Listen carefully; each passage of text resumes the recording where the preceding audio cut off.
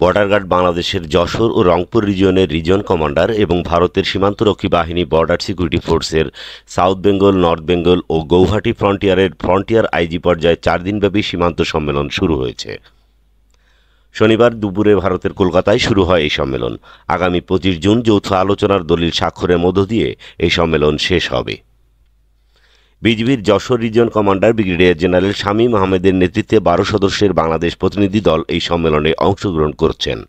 বাংলাদেশ প্রতিনিধি দলে বিজিবির Rangpur region commander brigadier general Khondakar Shafiquzzaman, Rajshahi sector commander Mohammad Imran Ibne Rouf ও কুষ্টিয়া সেক্টর কমান্ডার এমারত হোসেন সহ বিজিবির স্টাফ অফিসার, স্বরাষ্ট্র ও পররাষ্ট্র মন্ত্রণালয়ের কর্মকর্তারা অন্তর্ভুক্ত রয়েছেন। অপরদিকে বিএসএফ সাউথ বেঙ্গল ফ্রন্টিয়ারের আইজি শ্রী আয়ুষ মণি তিওয়ারির নেতৃত্বে 15 সদস্যের ভারতীয় প্রতিনিধি দল সম্মেলনে অংশগ্রহণ করেছেন। ভারতীয় প্রতিনিধি দলে বিএসএফ গৌহাটি ফ্রন্টিয়ারের আইজি শ্রী দানেশ কুমার যাদব ও নর্থ বেঙ্গল ফ্রন্টিয়ারের আইজি শ্রী সুরাইয়াকান্ত শর্মা সহ বিএসএফ সাউথ বেঙ্গল ফ্রন্টিয়ারের নেভাল অফিসার, ভারতের স্বরাষ্ট্র ও পররাষ্ট্র মন্ত্রণালয়ের সংশ্লিষ্ট কর্মকর্তারা অন্তর্ভুক্ত রয়েছেন।